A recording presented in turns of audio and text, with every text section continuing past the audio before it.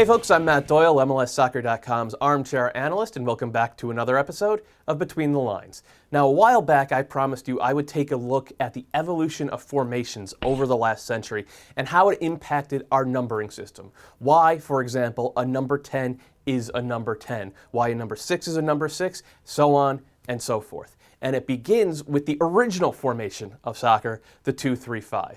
This was the formation that was used for the first 50 years of the game as an organized and regulated sport.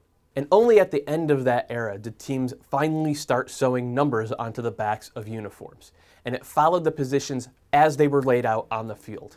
Number 1 was the goalkeeper, number 2 was the right fullback, number 3 the left fullback, number 4 the right halfback, number 5 the center halfback, number 6 the left halfback.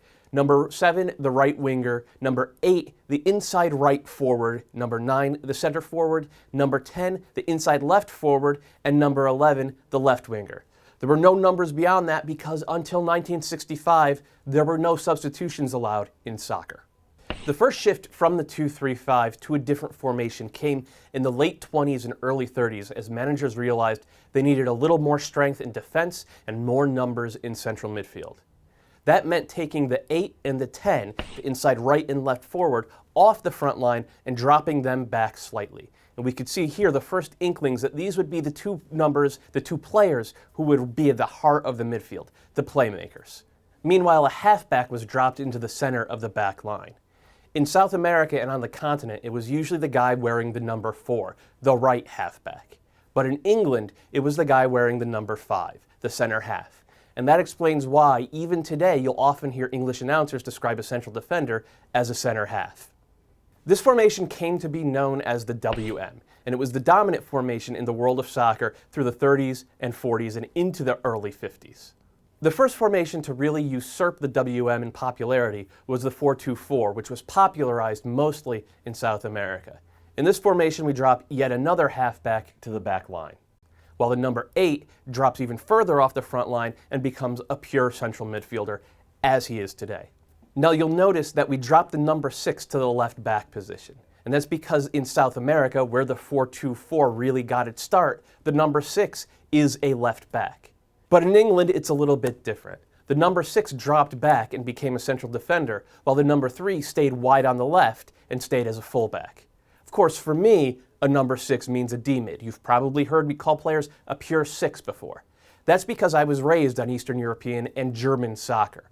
But to me, and in Eastern Europe, what's a pure number 6 is actually a pure number 5 in South America. That's what the greatest South American D-mids, like Fernando Redondo, have worn. In England, it's the number 4. Regardless of what you do with the numbers 4, 5, and 6, you can see how the 4-2-4 easily becomes the 4-3-3 as the number 10 drops even further off the front line and becomes a playmaking midfielder. You have 3 midfielders now. The number 10, the playmaker, the number 8, the box-to-box heart of the midfield, and the number 6, or maybe the 4 or the 5, protecting the back line. Now all this is a little bit more up for debate if you switch to a 4-4-2 or a 4-1-3-2 as Manchester United popularized in the 1960s. In this formation, the number 7 on the right side and the number 11 on the left side drop into a midfield line of 3 with the number 8, who plays directly in front of the D-mid. The 10, meanwhile, becomes a second forward. That's why we've seen great English strikers like Teddy Sheringham, Michael Owen, and Wayne Rooney all wearing the number 10 in their careers. Now, I haven't touched on the 3-5-2, which was the dominant formation of the 80s and most of the 90s, and continues to have relevance in both Italy and Mexico. I will get back to it someday when an MLS team starts playing it regularly. Instead, we're going to take another look at the 4-3-3 and the other darling of international soccer, its close cousin, the 4-2-3-1. The difference is subtle. The midfield rotates and the formation shifts slightly. The number 8 drops deeper, usually in line with the number 6, though they still have varied responsibilities. Of the two, the number 8 is much more likely to get forward.